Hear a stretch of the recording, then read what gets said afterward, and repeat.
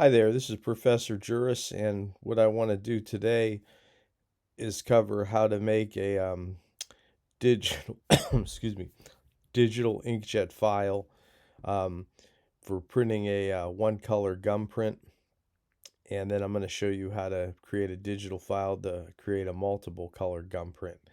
So what I did first is I actually opened up my image here, and when I opened up my image, what I've done is I'm going to come up here to image size because I want to first of all size it to the size that I want. So under image, I'm going to go to image size, and then this block here will open up. Now, I want to keep this file the same size. I want to keep this file at 31 megabytes because I don't want to lose quality.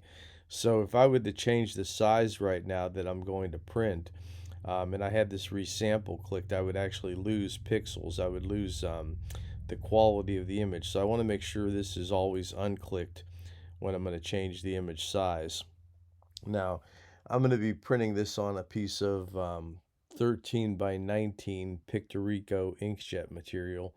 Um, so what I want to do is I want to make it's almost a square image. Is it a square image? Yeah, it's a square image. So um, what I want to do is I think I'm going to make this a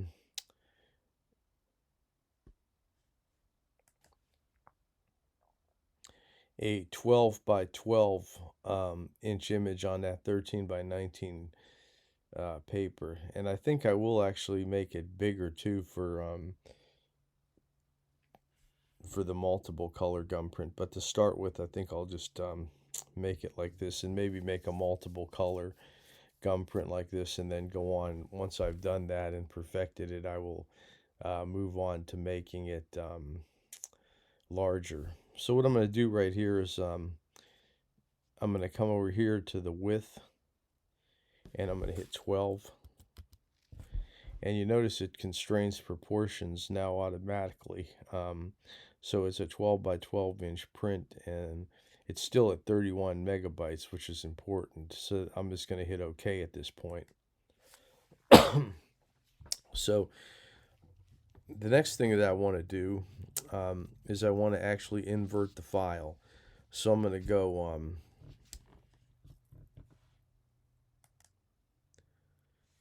up to image, and then I'm going to go image, adjust, invert, and that will invert it to a negative file right there. So what I want to do also now is, because I want this picture to print the way that it looks, I need to flip it horizontally. So I'm going to go under image, image rotation, and under image rotation I'm going to flip canvas horizontally. And again, the purpose of this is that you want the ink material, or the emulsion side of the Pictorico film, to go against the emulsion side of the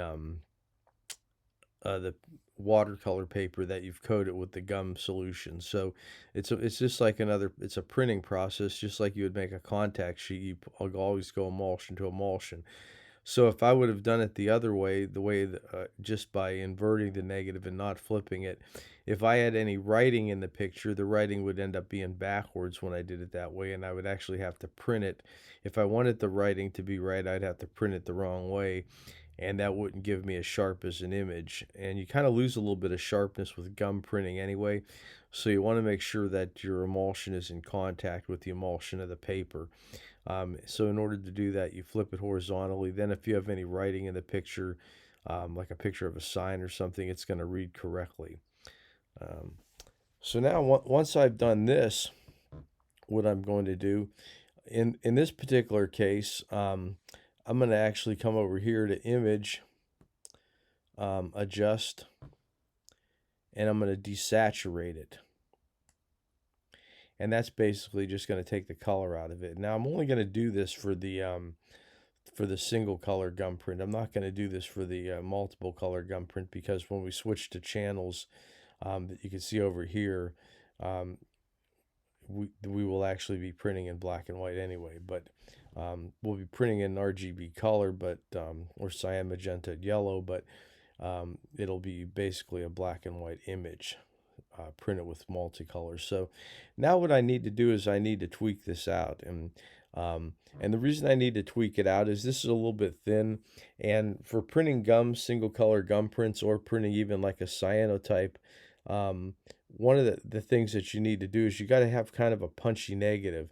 So if you were looking with this on like if this was a Hasselblad negative and you were looking at it like you just shot it, and you developed the film and you were looking at this, you would say, man, it's a little bit thin. I underexposed it. I must not have looked at Professor Jurus's how to use a gray card video, and I must not understand exposure yet because this negative would be a little bit thin. But what you're going to do here is there's two ways to do this. So one way is simply doing it is by adjusting the levels. So I'm going to come up to Image, Adjust Levels. And when I do this, what I want to do here is generally, if this was really like, see this part here, you don't really need that part over there because there's so little there. So I'm going to pull this slider over here, and notice the difference when I pull this slider over at the image. You can see the image getting darker. I'll pull it way over and show you how dark it gets. But you really just want to bring it over here to where the toe area starts in the curve. And then this area here, you can move it either way. I'll usually move mine just a little bit this way, and then maybe even tweak this just a little bit more. And let's see what happens if we come over here on this side now. You come over here on this side, see it gets really bright. So you want to kind of leave that there. But if this area had a low area too, you'd want to move it. Like, see, it's kind of low there. I could have come over to here just a hair. But I'm just going to tweak this just a little bit more. Don't want to go too much because it'll totally block my highlights. See? And I'm thinking right about there where the toe is actually beginning, because this area is kind of lost over here. So then I would hit OK. In my block right here, I'd hit OK, and I would save it like this, and then I could go to my printer and actually print. And I could actually too, if I wanted these areas to stay a little bit lighter, or if I found an area that I wanted to stay a little bit lighter, I could actually, burn that area down a little bit if I needed to. Like if I wanted to burn this area, so I would retain some of the detail in his nose, I could go ahead and do that right now too. So I could make all the adjustments that I wanted to make. But I'm just going to hit cancel right here, and come back to my original image. And I'm going to show you the second way to do this is go to Image, Adjust, Curves, and here my curve block will come out.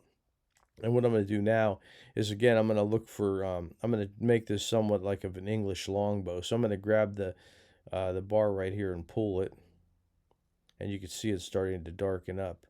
And I actually like doing this a little bit better in curves because you have a little bit more control. And if you notice what happened now is I've also got a little bit more detail up in here in the flowers and so forth.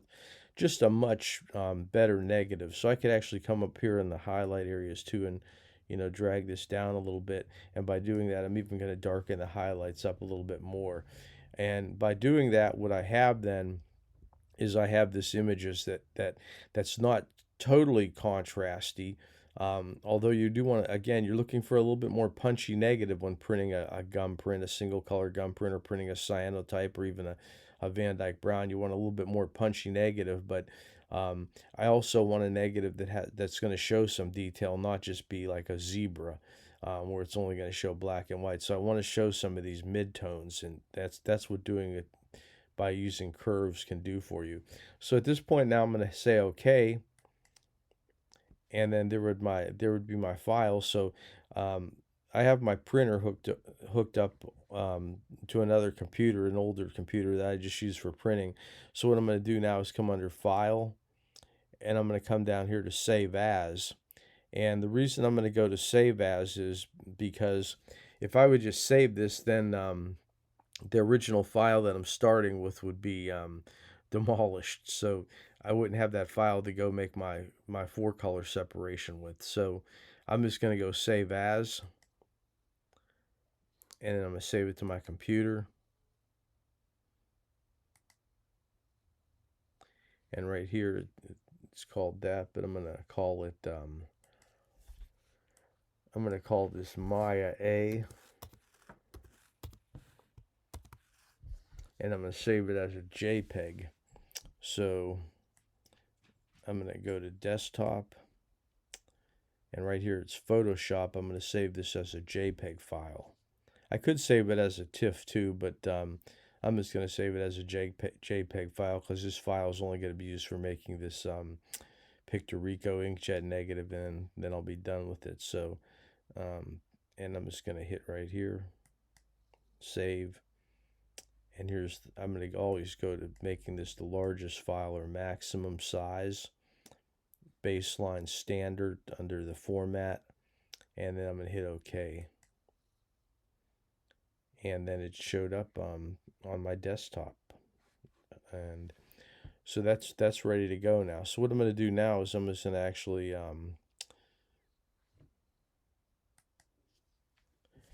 close this file, and I'll just close it right here by the X, and then I'm going to reopen the file that I used before. So there's the file that I used before, and what you can see over here now is I can see my this is the multicolor inkjet negative that I'm going to be working with now, or creating the different files for creating a multicolor gum bichromate print. So what I have here is I have the red, green, and blue. Now when you're using red, green, and blue, this goes back to photography, and we're going to be printing this with cyan, magenta, and yellow ink. So the opposite color of red is cyan, and if you remember the color head, working in the darkroom with the color head, so cyan is the opposite of red, green is the opposite of the magenta, and blue is the opposite of the yellow. So when we make these, you're going to want to mark them and save them so you know which one. And you're going to print the red transparency using cyan watercolor pigment. And then you're going to use the green, you're going to print that with the magenta, and you're going to print the blue with the yellow.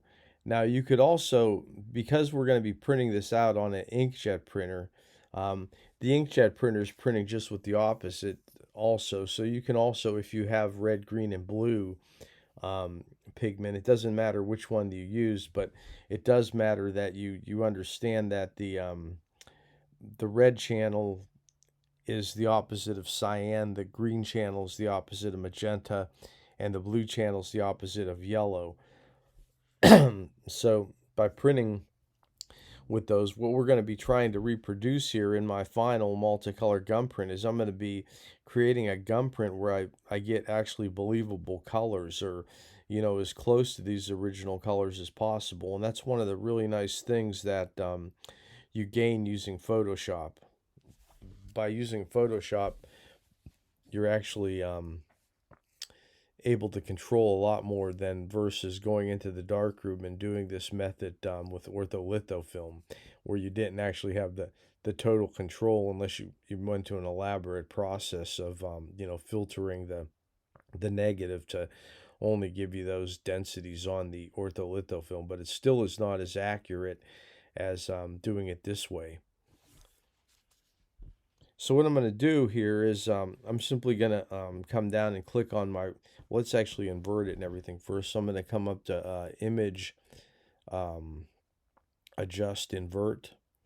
So I inverted my picture right there. And now what I'm going to do is go to image, image rotation,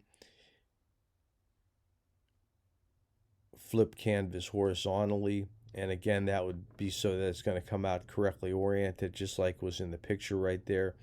And now what I'm going to do is I'm going to tweak each channel individually and then save that channel. So what I'll do is come over here to red, and I'm going to click on the red channel. And there's my red channel. And I'm going to come up under image adjust. And again, I do mine in curves, but you can do it in levels if you wanted to do it in levels. So I'm going to hit curves right here. And now what I'm just going to do is just bring this down a little bit. And I don't want to tweak these channels too much because if I tweak them too much, it's going to take a long time to print with it because I'm doing 3 different colors I'm going to be printing. So, and I could also actually throw off my my color layers. So I don't want to, again, go crazy right here. And I'll just go ahead and hit OK. And so that one there is ready to print then. So what I'm going to do now is go File, Save As, and I'm going to save it to my computer. And I'm just going to call this one Maya Red. And I will save it as a JPEG. So let's put it on my desktop again. And I'm going to save this as a JPEG file. And I'm going to hit save. Okay. So then my Maya Red JPEG file just showed up on my desktop, and that'll be ready to print. Now, the next thing I'm going to do is I'm going to come to the green channel. And when I come to the green channel, what I want to do is, again, go under Image, Adjust Curves. And I'm just going to tweak this. And see the way this is like kind of leaning right here? I'm going to actually pull it a little bit higher up here and just straight down to there. Just a little bit more. You can see the way it darkened it up. And I'm going to hit OK. And now I'm going to go File, Save As, save on my computer, save it on the desktop, and I'm going to call this one Maya Green.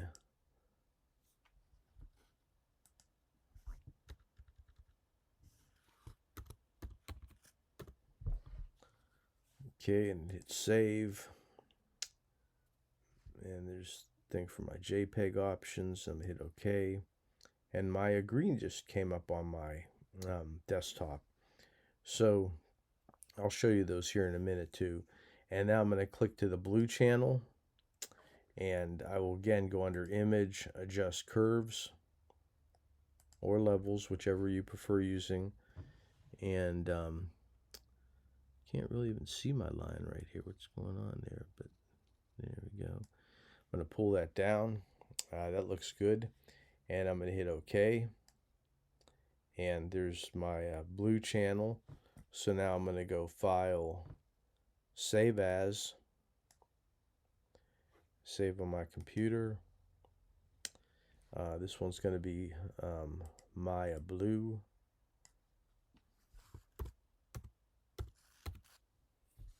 And as a JPEG, and go Save. Hit OK. And that'll be good. Now the other thing I can do too is I can click back to here and actually see what my my RGB file looks like. And you can see, if you've noticed, I wonder if I can actually open. Let's see. No, I probably can't because this is open already. But I would show you the other one as compared to this. But you can see this is much more vivid in here than the way I actually started. So what I'm going to do right now is I'm going to actually go. I'm just going to save this whole file, and I could use this one probably too to make a single color gum print if I wanted to. So I'm just going to go Save As, save on my computer.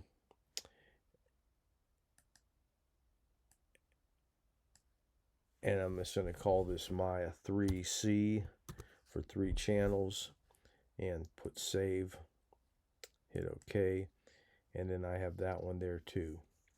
So let's I think I have, yeah, let me see if I can get this black thing opened up here. Okay, so now we have a black space. So what I'm going to do here is I'm going to pull these in here just so you could see them. Well, maybe they don't want, they should come in here. Maybe I got to open them. Let's see. There we go. Let's make this a little bit smaller. Right here. So there's Maya Red. This one will be Maya Green.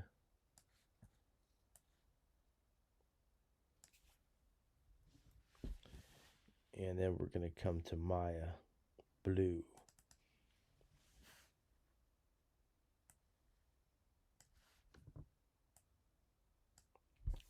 And so there they are. And what I'm going to do then is take those over to the inkjet printer and print them out. And then when we get to the printing video, I will actually go through the printing video and show you how to align those, how to make the alignments with them.